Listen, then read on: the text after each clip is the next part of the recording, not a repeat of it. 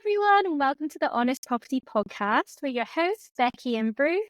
We love talking all things property, business, and entrepreneurship. And on today's episode, we've got a lovely guest, Emilie from People in Spaces, and she is a specialist in interior design.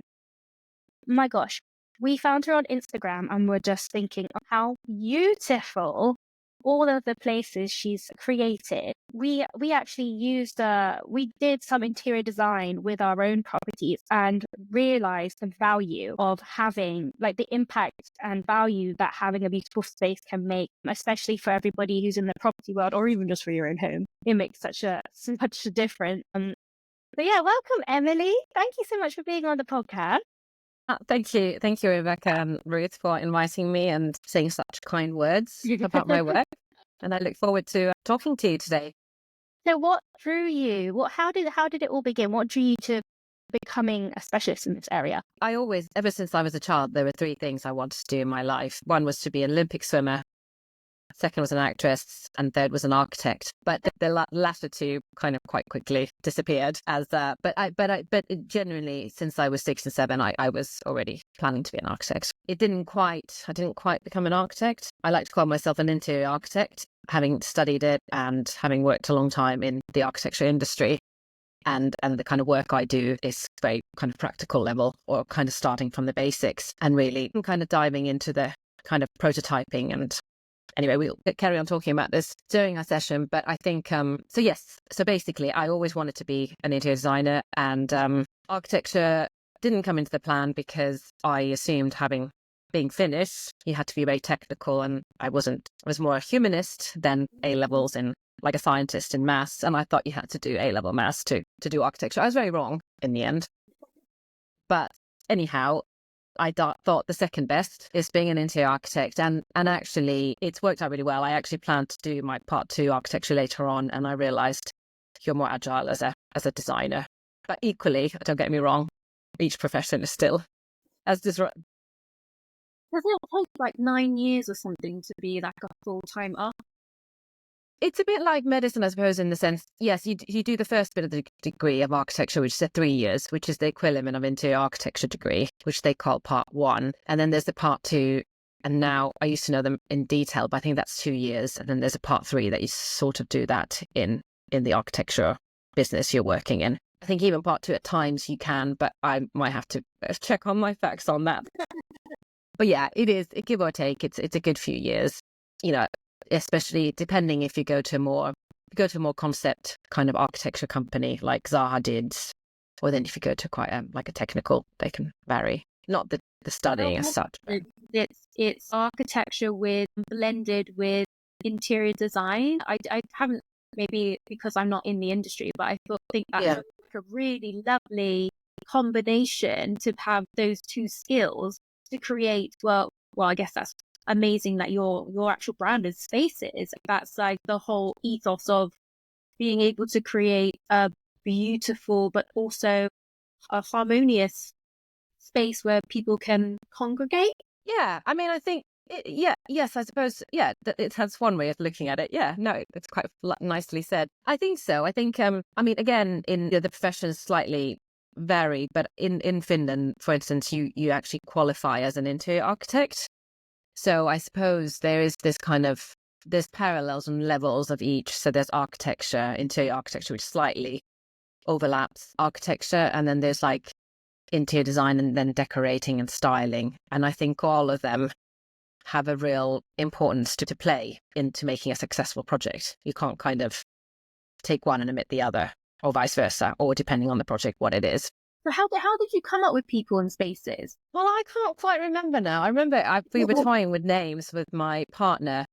And I think I was very strong on not having my name as the business, because I don't think it's about me. I think it's about the people who use the spaces. So I suppose it came from People and Spaces, with just fundamentally like that. I mean, don't get me wrong. There are people who want to hire the specific look and brand of somebody, and then maybe that's where the name works. But I really wanted to look at it more holistically. And I'm having worked a long time in architectural businesses. We worked in big, large scale public sector. I wanted the design to be accessible and the kind of user very user driven, basically, of them. I really like that, because you've created a business that is at the forefront is for people and the spaces over your making it so you putting yourself as the brand.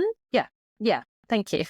Yeah, I mean, So I guess that was I mean, obviously, naturally, there is going to be a style that I probably show, and that's we're probably going to move on to when we talk about where does interiors go and what is it about, then naturally there comes your own kind of taste and such. Yeah, I mean, like when it was COVID, there was a huge rise in everyone starting to decorate and start doing DIY at home. Do you feel like that's boomed, and because of that, do you feel like that's boomed your career? I started my business just when COVID started, so it's hard to compare on a personal level or having my own business level. I think there was partly was COVID, but I think also there was the accessibility that happened in the late 2000s, when people started getting smartphones and people could start getting access to images, to Pinterest and social. Yeah, exactly. Where I was using Pinterest in the noughties at work, but you wouldn't be at work on Pinterest all day. So I was allowed, but you weren't. So I think there was a lot of that imagery started influencing people. So there was all that, and then obviously other platforms such as TikTok and everything. I think people became more aware of it. I think, sadly, products have become cheaper as well. There's also, the high street brands. Not only do they sell clothes, but they also sell home stuff, which looks great and is brilliant. But equally, there's a responsibility to that. So in a way, it became accessible and people came in more interested. I think people, and then there's probably like the different generations, whether it's Gen Z or millennial, people are maybe more anyway at home post-COVID. And we spend 90% of our time at home. So it should be a place of, haven and somewhere you want to be in instead of not quite finished. That makes a lot of sense. Like I noticed, like, for example, H&M has their own homes shop. Yes, they do. Yeah. Yeah, and it's intriguing. Like I think actually a lot of it looks quite nice, but I am also very consciously aware it's like fast fashion in a way. Yes, that's what I'm worried about. That's what I'm worried that we'll buy the trinkets and not necessarily even, whether, if it's like similar to Zara Home. A lot of them are manufactured actually in Europe as well. So you just got to find the route where they're made. So it's not necessarily even that far, or a lot of the products aren't, plastic or something. But I guess the worry is that if you get everything from there, does it still satisfy your home? I don't know that kind of parallel yet. Yeah, and especially as a sorry. Sorry, my mind's like now the cogs are racing. Yeah. Sorry, who?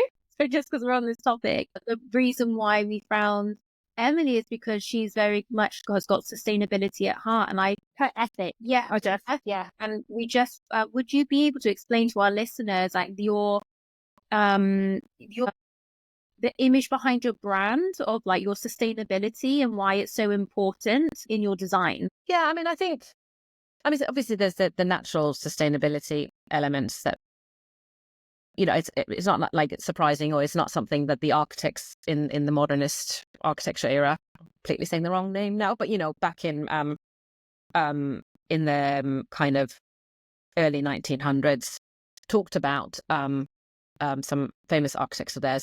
But it's I guess the point is that it's sustainable is also like the thing relating in that sense to the fast fashion is that kind of less is more. And the idea is that you really onset when you're starting a project anyway, you really think what you need. So you're thinking twice and being slowly designing your spaces and gathering the elements and bits and bobs that you have in your home, almost like you're, I don't know, in the forest picking some mushrooms. Yeah.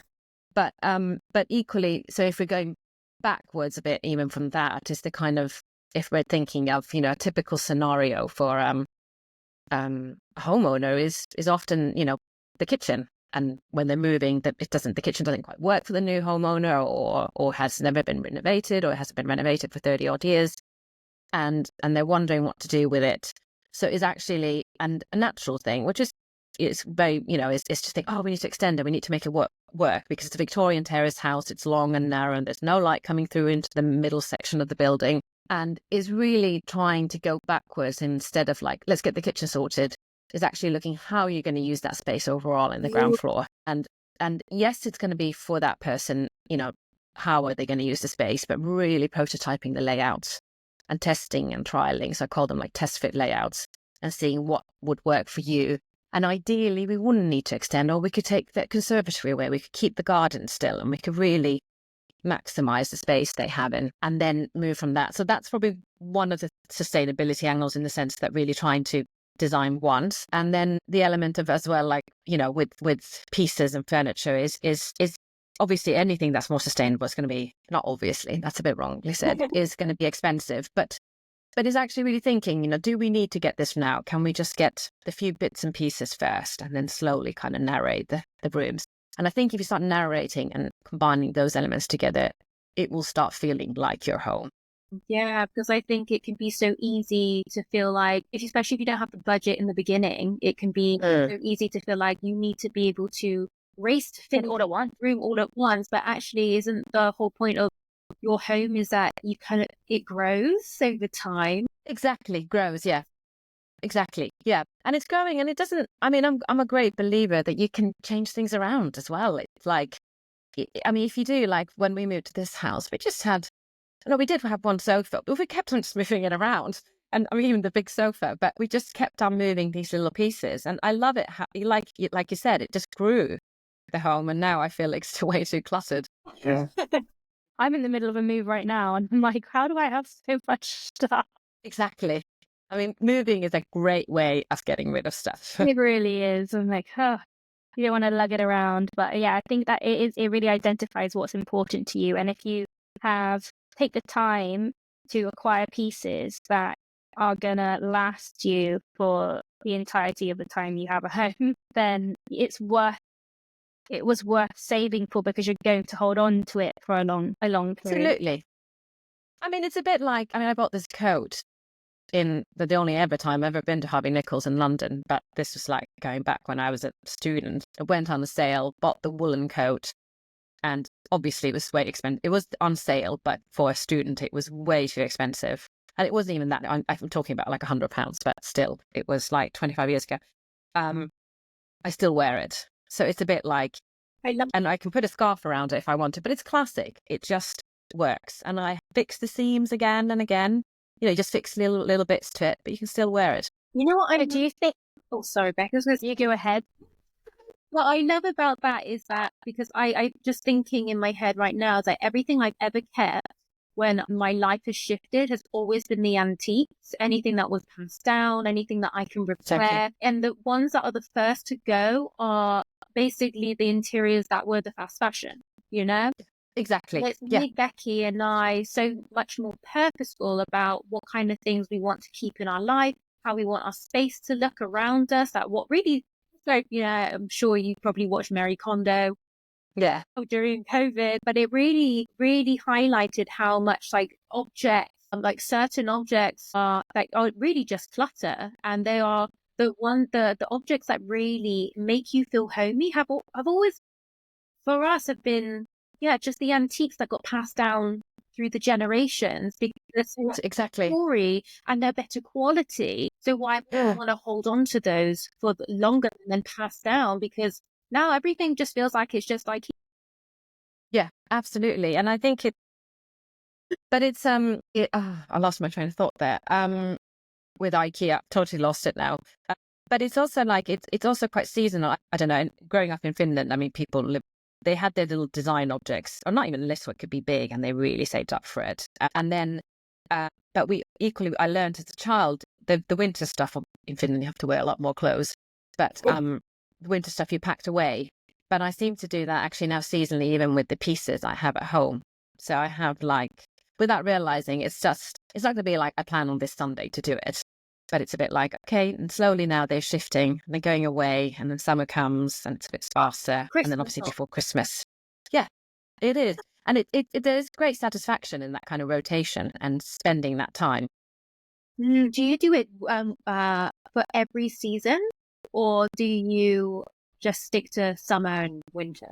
I think it's mainly, well, it could be it could be just suddenly I'm still not very, I don't like we've got this, like, where I work, this, I guess we call it the library, which is not really a library, but it's the previous owners did the paneling behind the fireplace, and it's something I need to sort out, but we just haven't had the time. And I think I struggle with the color anyway. So quite often I constantly move the objet d'art because I think I'm frustrated with the paneling. But actually moving the objet d'art is, again, about, in a way, sustainability. I'm not taking it down. I'm just trying to enhance it with little details.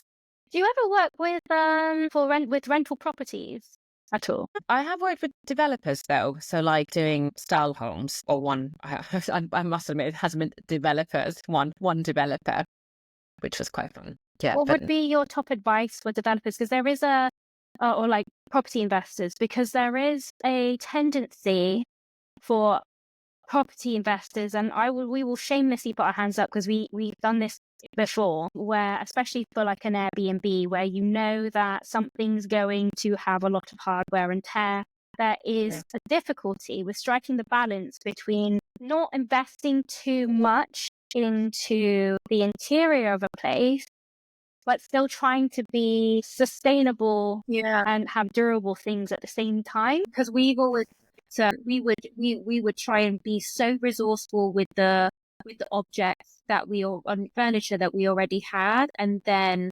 it's styling it with things that are not so sustainable, and it's trying to find that balance of do you have any advice? I mean, there's one is to actually, they are starting to pop out now as like hireable pieces, and like renting pieces. So I think so, and I think that will become a lot bigger to a certain degree. And then, I mean, I think it's with everything. It's a bit like with your sofa, that let's say you have that, I don't know, yellow, bright pink sofa, and you start getting tired with it. You could possibly do that with the developers, is with the cushions and bringing that kind of character. I mean, with development homes, I guess you don't want to be doing too much of that character, but the cushion or cushion cover is a great way of adding some kind of textures in there, for instance. Honestly, I would get devastated whenever a guest would come in and they'd steal my cushion. Steal our cushion.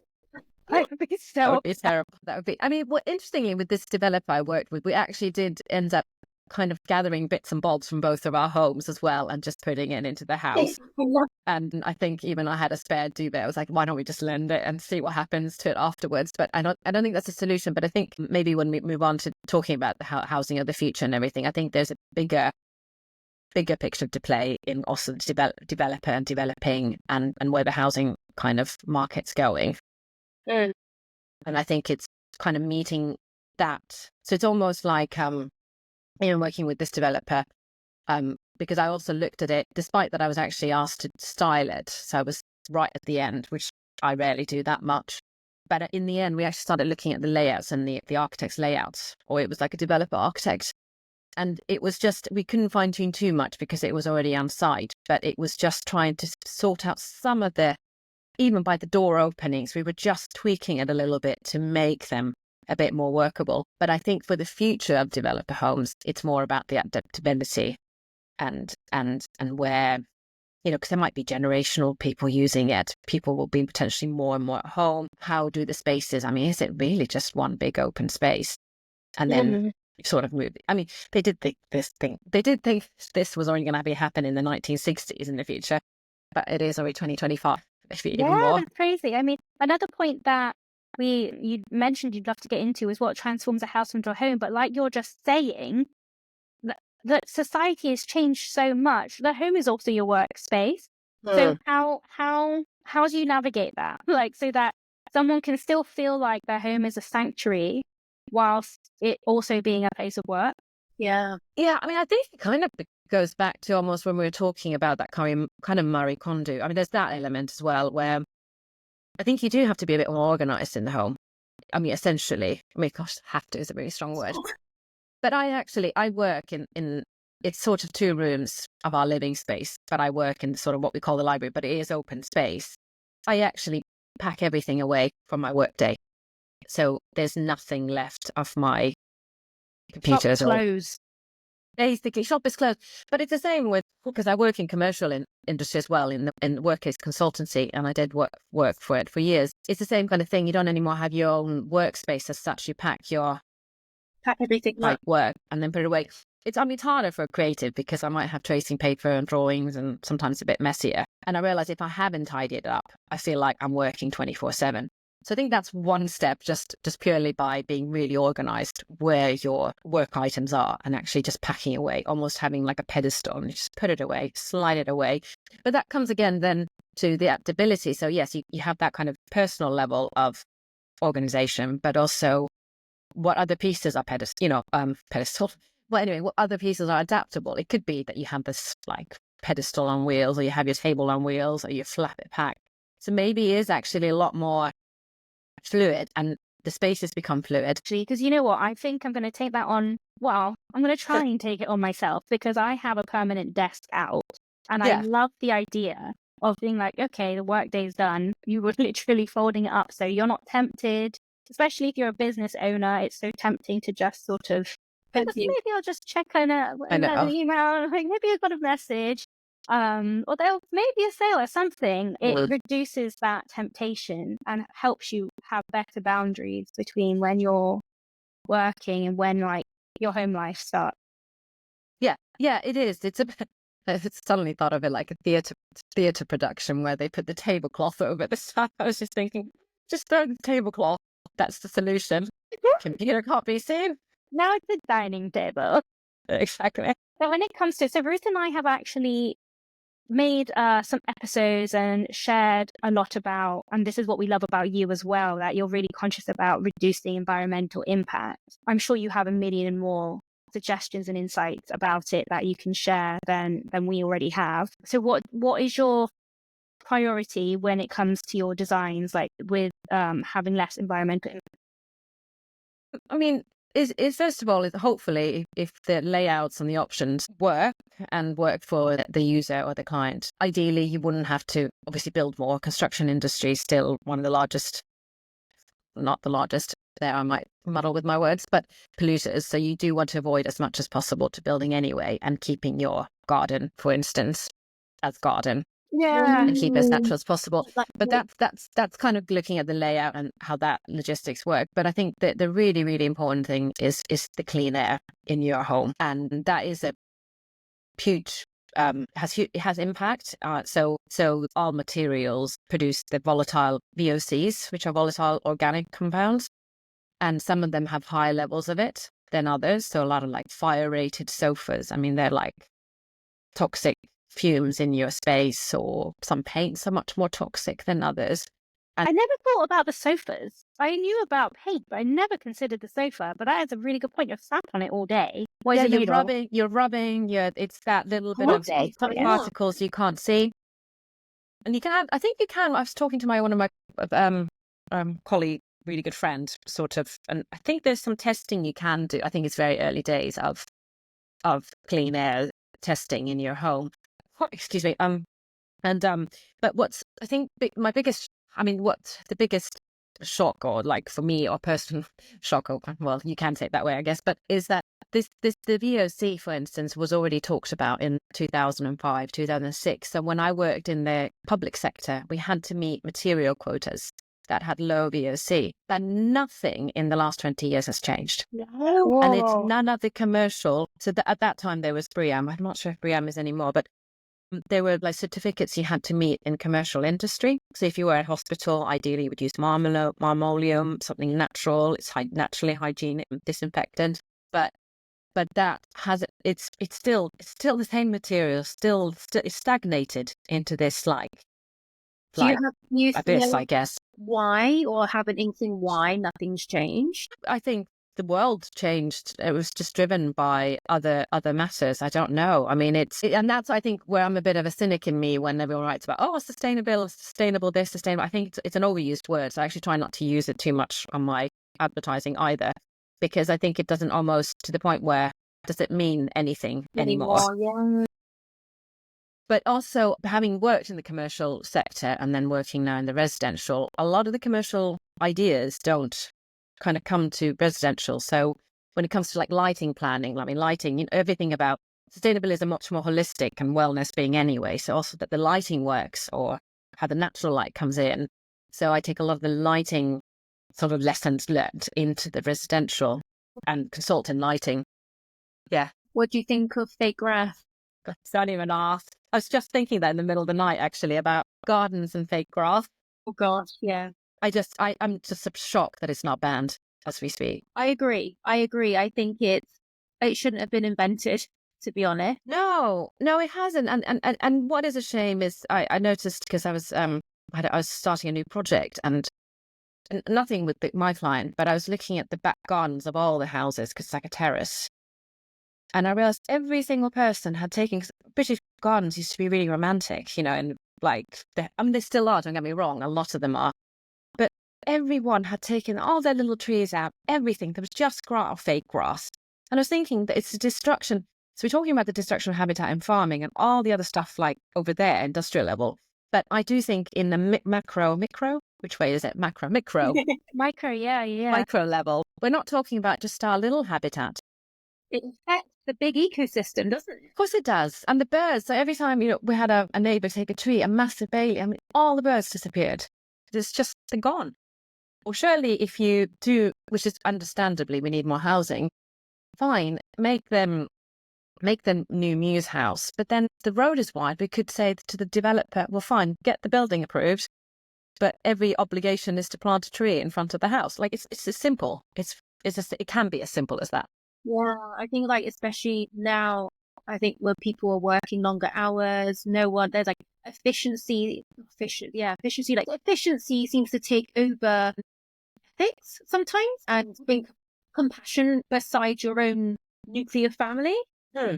Absolutely. Think beyond that anymore, but we are all part of a bigger picture. Flip the head on the point. It's just the cost of living is also so high. I feel like a lot of people are in almost in survival mode now, especially young. When you are in that frame of mind, it's really hard to think beyond yourself when, maybe artificial grass is easier. So I'm just looking at grass outside. Yeah. Artificial grass and it's not artificial.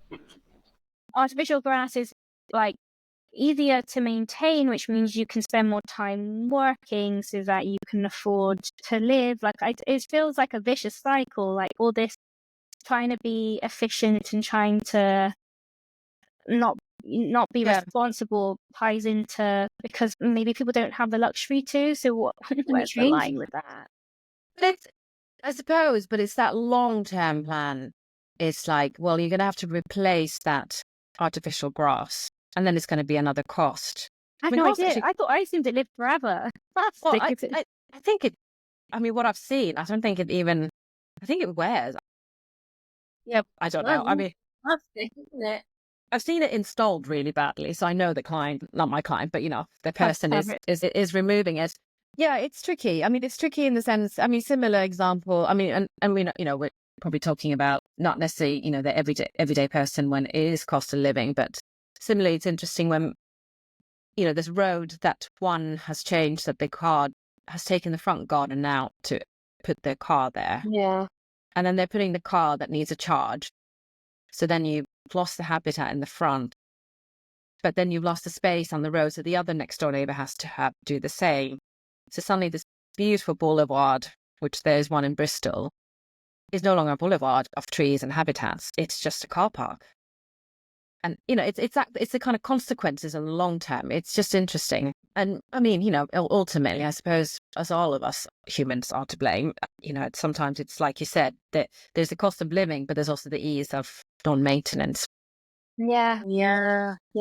And everything's so instant and quick and easy to change. So like, say you bought something from as well, going back to interior designing, that you can buy something so cheap or buy two for like £1 and you can easily replace it. But then really I'm going to say it like that shouldn't be like the future of our mentality if we want to see us working together to preserve the environment. It just doesn't quick and easy. Surely that's shown even through fast food and all of these other forms that an instant gratification has not served anyone, with even on social media with short form content. Like it just doesn't, I don't see the long-term psychologically, the health benefits.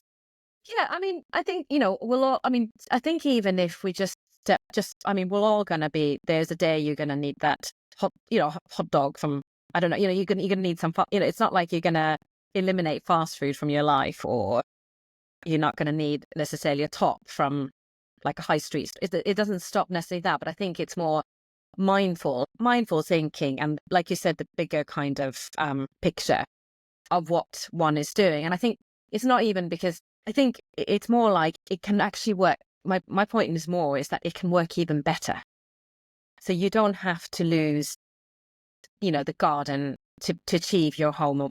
And I work with a lot bigger houses. We're not talking about the smallest little terrace here. I think if you maximize, these are big houses already, energy costs, they're old houses, Victorian, they're not new build, they're massive. So it's just, I think if you maximize the space within it, it will work. And also that it's true to its era, that to a certain degree, that it isn't, like a warehouse interior design isn't necessarily going to work in a Victorian, like, I don't know, maybe they could work. But anyway, the point is that it's finding that, because I think whatever you do, if you don't really find the solution, kind of go like really think what you're trying to achieve with your home, then I don't think you'll be happy at the end result either. Yeah. And that's when it will be that fast food fashion sort of thing. And I think I'm just had a quick glance at your notes, and you mentioned experience-led purchasing, which I know we've already touched on before, but I'm just thinking a little more about it now, that there is a tendency as well with fast fashion is like you feel like you have to buy this piece of furniture, you have to buy that, but maybe you don't. Maybe just because, like, if your lifestyle or your wants or your personal experience or how you live doesn't mean you have to get these particular pieces, like that's mindful consumption and interior design of your home by choosing, by being really mindful about what it is you truly need. Yeah, it is. I mean, human nature is natural to be like, oh, I want that. It's a bit like looking at that diamond, like a crow looking at a diamond or something. I don't know, whatever that saying is. It's absolutely, I'm equally to be influenced. And I think it's really interesting because I think a lot of and I suspect had I had my business like late 90s, well, that's when I was still at university, but anyway, in the noughties, the client probably would have been slightly different, because nowadays, because of going back to our early conversation about accessibility to Pinterest and all this, a lot of the clients say, we thought we would be able to do it, but now we have so many images and we don't know what to do because we like it all. It's almost like we're lost in identity more than ever, where maybe 20 years ago it was much easier to create your home because you didn't have the influence of everyone else. Yeah. Like being mindful is actually a struggle, isn't it? Because you're like, oh, it is. I could do this. And as well that you consume, like we agree with that. Like sometimes you just got to cull some of the noise out. Or, I mean, there's a reason why you look for people with experience like yourself, because they're able to cut that noise out so that you can just focus on one person to tell you what to give your vision. Yeah. Yeah, no, I think that's quite well said. You're quite right. Yeah, it's to get the noise out and then try to find what is it that you're really trying to achieve. And actually it often goes then to the layouts and actually trying to solve what is it? Yeah. It's like, I love your approach because it's not surface level. It's like this, it's not just about aesthetics, it's about functionality and how it actually works with how you genuinely live, creating spaces that work with how you genuinely live your life, and not just trying to have a Pinterest Instagrammable. I mean, don't get me wrong, your spaces look absolutely stunning and like totally fit on Pinterest and Instagram, but it's more than that. It's more than just what meets the eye. Thank you. Yeah. So your less is more philosophy. Is that also like kind of more going slower is more as well? Yeah, gosh, I wish I could go slower myself. Yeah, in theory, it's I'm in that fortunate. I mean, I think it's really interesting. When I was prepping for this podcast, I was also trying to really think about what is the kind of future home and where we're heading, and I was also looking at as a bigger like macro level of like housing and construction industry, and I went on a kind of a bit of a tangent into to this Danish architect, and they're prototyping these houses in Denmark. What was extraordinary, they were built wooden houses, but the idea is obviously that they're going to be, very sustainable houses, but it was also trying to be sustainable within that environment. So, Denmark being more Nordic country and how it suits that environment. And then what was interesting, I was like, oh, it just looks like my cottage in Finland. Because, so I was kind of thinking, what's beautiful about, I'm thinking more but the way they designed it was the way they angled the skylights and how the ventilation system works. But it was the light, and it was extraordinary in these new prototypes. But I was thinking, my grandfather built our cottage, and I guess he must have had a bit of an aesthetic eye as well. But he made these, and it was the 1960s, he made these big, massive windows. And my parents were tree huggers, so we're surrounded by these massive, they're too big. Sadly, they are going to have to be chopped down in the future. But you're sitting there, and you're sitting in a house, inside, but you're actually looking outside. I love that. And it's extraordinary. It's like connecting back to nature, doesn't it? It does, and I guess that's what they will try to do that. I mean, I was looking at some bizarre schemes and unbelievable schemes, and I suppose the future thinkers are in China and India to that level because the volume of people and their economy. And they are making these green living spaces with, they're just so almost psychedelic already, going to another level. But I guess, and the reality is you have to house a lot of people. So at least you're not in a concrete, massive building block without any trees, but you're actually living with these and it looks almost like if you looked like a moth in the forest, it looked like these buildings were like moths, and they designed, it's worth going and having a little venture out, looking at. Called? I'll send you the link over where they showed these future. Yeah, would love to know more. Future buildings. But I'm going on I kind of lost my point here, what I was talking about, the cottage. Anyway, let's move on. I can't remember. It sounded like it was something, it sounded like you were connecting the dots between having, sort of blending your experience with the nature outdoors whilst being indoors. Yeah, I think I was kind of going on what the future is, the points, what they're kind of the human connection anyway. So where you're building is connected to the outside, where it isn't separated as it is especially now. People are already moving, how they're doing the kitchen open plans, connecting it to the garden with the bifold. There's a bit of that going on. That actually, yeah. In our whole trend of, I think we are in we live in a world now that we're so, with work, we can be so far removed from nature. We're all craving to be able to just see the stars. Exactly. Yeah, that's really well said. Exactly. See the stars. Yeah. Gosh, it's so true, because when you look at an Airbnb to stay in as a customer, I would say personally, if I see that it's got a skylight and it advertises that you can see the stars, or there's elements of nature's around you. There's a deer outside the window. All these little touches make a place for a modern human a million times more appealing than if those things weren't listed. Also, we actually stayed in a really lovely place in Mitcheldean. You should go, it's amazing. It was a little cabin. It was an eco cabin, and they had a Japanese jacuzzi outside. So, because jacuzzis can be quite damaging with all the chemicals, so this was like a natural jacuzzi, and then it had low lighting after a certain time to be mindful of the bats that were in. Oh, great. And I was it ticked every box for us. Maybe because Becky and I are a little bit in an echo chamber of loving doing anything that's outdoorsy, nature, trying to be as sustainable as possible. It really was the most amazing experience to feel and come back feeling wow, I've really felt like I came back feeling rejuvenated. And that's all because we felt part of being outdoors. And I do think that, especially as a millennial, we crave it even more. A lot of people are doing family vacations in the UK where they're trying to get their kids to stay in these cabins and do more outdoorsy experiences because we just lack that in the cities.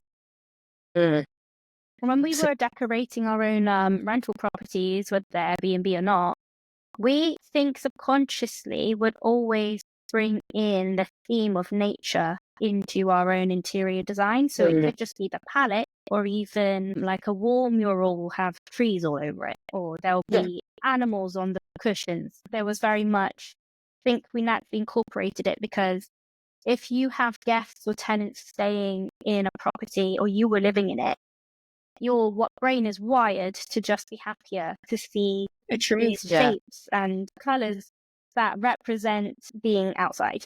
Yeah, no, it is about shape, and then equally with textures. So as much as there can be, and then the lighting. Again, I can't highlight the importance of the lighting. A wild amount of different.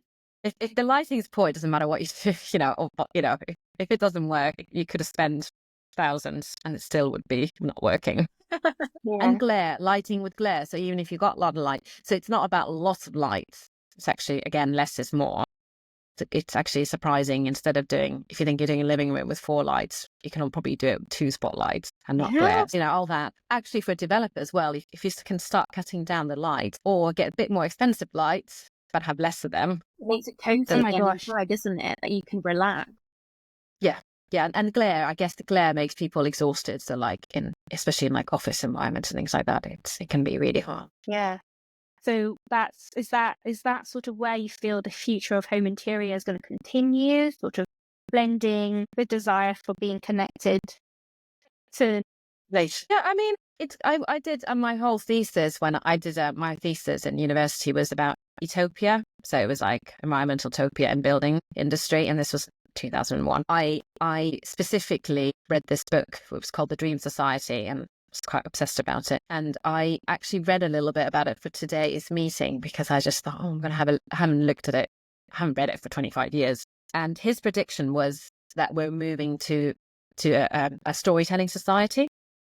And we're already shifting. And he wrote this book in the mid-90s, or 97 or something. And people will be more, by 2025, and I had even highlighted in the book, people will be more experience-led and less consumer-led. And I think that was probably the most disappointing thing to read, because we're still, if not more than ever. So we are definitely experienced. There's definitely the experience coming, the generations. There's definitely that. But I think, and biophilic design now is talked about and all this, and people's nature connection. I'm hopeful that maybe it is now slowly shifting. But I think a lot more needs to change in order that can happen. What was this book called again? Because I feel like I need to read it. It was called The Dream Society. I'll lend it to you. Wow, that sounds like a kind of read. Yeah, anything really biophilic. Yeah. Well, it was more about the storytelling. And then we are in story. I mean, even advertisers are in story. We are kind of in a storytelling about, I think his typical example was the free range chicken egg. Well, yeah. But I think it's where the future's, I think that I think the homes will become more adaptable. I think it's especially in I'd love to work with a developer basically and an architect and develop and prototype future of homes or future of apartment blocks. And I could just see that they're more almost like a warehouse where there's just one space and they're not far from my university degree projects of, moving walls, but in theory, much more adaptable, and how you angle the light, natural light, and how communities are built and the materials that you use for the construction. I mean, technology will probably, hopefully, it is advancing already, the materials. It's just not getting the materials into construction industry is kind of that kind of link, isn't there? It's with Singapore as well, they've created spaces. The architecture provides inclusivity of different age groups and generations. Yeah, exactly. Love to see that more for the future. This is my hope in the UK, because lack. Yes, it does. And similarly in India, they're doing really, it's really worth looking at a few Indian architecture from, back in the day, but also the future. And they have Indian is known from the interior design or interior side as the feng shui. But then there's also in architecture, it's called vatu, where how they're displacing. So a lot of it you might not want to, a lot of the theories are probably, not necessarily needed, but needed, that's a bit wrong. And I'm not going to upset anyone here, but feng shui, for instance, has a practical thing. Don't put a mirror in front of if you're walking into a house, the mirror is right in front of you because it'll bounce you back, which makes sense. You don't want to see yourself when you're walking in, it'll bounce you out. Similarly, in Vatu, I think it's the direction of how the buildings are built. So there's some real, there's a real theory to it, and it common sense. In other words, yeah. And how they use, I think you both grew up in Singapore, wasn't it? Hong Kong. Hong Kong. But, it's hot. Like how are the buildings, made, how they use the sun, to cover the sun, because you can't always have the sun and glare either. So similarly, if you're making these bifold doors in a British home into the garden, be mindful of, is the sun all day? Otherwise the kitchen's going to be hot. And then you're going to have to add air conditioning. It's all those kind of things. And I'm also positioning. I would say as well, like in the UK, a lot like houses that are being built are getting smaller and smaller. So I wonder if there will be more, like we love multi-use objects. So maybe there will be more of, in the future, I hope as well, of multi-purpose, like, when you turn dining set. I love those furnitures that are like, this could be this. Yeah, like heads, and they blow my mind. Play and like it's kind of the move, something really lovely about moving. It's artistic, isn't it? Just watching the movement, transformation of a piece of furniture into something else. It is, yeah. And I think it goes back to the kind of movement of spaces, like, because the future, even from ChatGPT, if you ask, what is the future interior looks like? And they're saying it's to be really high tech, really everything's like coordinated. And I mean, I'm sure some homes will be like that, but equally and there's an aging population, so naturally. But I mean, a lot of times people, we like to live in old buildings. Well, what's the problem putting a switch on? Like that. I think there will be that, but I think there'll also be that makes you even more passive in a home. I think you need to interact with it. You need to flow. Like I'm always talking about the people and space and the flow. And yeah, it's okay to move that, like you said, the bed into a dining table or whatever, but it's constantly moving and moving your items or moving your space and we're too stagnant as it is as humans. From a health perspective, like we don't move. Yes. Enough. We're just getting those joints, like moving your space. Well, exactly. It's a good thing. Yeah, I mean, when they talk about the future will be more about well-being in the home, and people will have like a bit of a meditative space and less. So I think that's part of it. The wellness is also about the moving, and I think it goes with kitchen design. So like I talk about the kitchen and the kind of pinch point. So if everything is in one, you can have the biggest kitchen, but everything's in one space. But what if you actually went more into like an old-fashioned farm kitchen where you have the larder, you have the dining table, you have the you start interacting, and then the kids can go and get their cereals or whatever from there, and you can do your cooking, and it's got this nice interaction, and then loads more people can join. The larder. Exactly. I love this brings me a lot of hope, but I'm equally a little bit worried. I know. Really hope the future of interior design and our living spaces becomes so much more wholesome and in tune with what we need as people. Yeah. It is, yes. And I mean, you're right. I mean, we didn't really touch on people's finance and budget and their limitations. Equally, the only nation I can compare as being Finnish. I mean, Finns were, they didn't, because it's such a homogenic. Yeah, like it's built on a social structure where everyone is sort of equal. Right, yeah. Not necessarily anymore as much, but still in the 90s, probably that's the time when it started changing. But prior to that, Finnish homes were basic. Children had 2 items of clothing. We wore the same shirt every other day. And still they would have a piece of alta furniture there. That was their kind of prime piece. So I think it is that kind of, then it's just simple, less items. And it could be a lot of items, but it's just, the point is that it's just, again, choosing what you, if you have the ability to choose where you use your money. Yeah. I think that's beautiful. Just borrowing from the ideas of other cultures and seeing what works for them, not just like what's on the high street. Yeah. That doesn't necessarily mean that's the answer for you. There's some really great tips here, as well as if you are a landlord, if you're a developer, consider these features for your buyer or your tenant or your rent or your guests, because that adds all to the experience. Absolutely. And I think in developer perspective, there are obviously natural costs like ventilation, things like that. But I think that if they're even more efficient, the layout, and that would be the prototyping, is to see, well, would actually a buyer be interested? What if it actually could be moved to this? And maybe that's the new golden bridge or opportunity. Yeah. To go. Yeah. And your listing, like I said, when I see a listing and it says, you can stargaze, it will just make you stand out. Yeah, I know. Online. Especially. as a sale against your competitive listing against the others. So there's a lot of great points to take away, and all things that need to be considered instead of just going to B&M and chucking in whatever you find because it's convenient. Absolutely. Yeah. So thank you so much, Emilie, for being on the pod. I really enjoyed that discussion. It's so refreshing. And where can people find you for your services? They can find me on my website, www.peopleandspaces.co.uk, or on Instagram as people_and_spaces. Sadly, I don't have the people and spaces. Well, we'll link people and spaces. You will find me. Highly recommend. Have a look. Her work is beautiful. So beautiful. I'll put all the links to that down below. Also, the book that you mentioned, if you don't mind sending that over, then I'll put that for everybody to also have a read below. Thank you. If you have any questions, send us a DM or send Emilie a DM. And yeah, thank you once again so much for having this conversation with us. And have a wonderful Christmas. Thank you. You too. And one last reminder, shop local as possible. Yes. Cool. Thank you, Emilie. Thank you. Bye. Bye.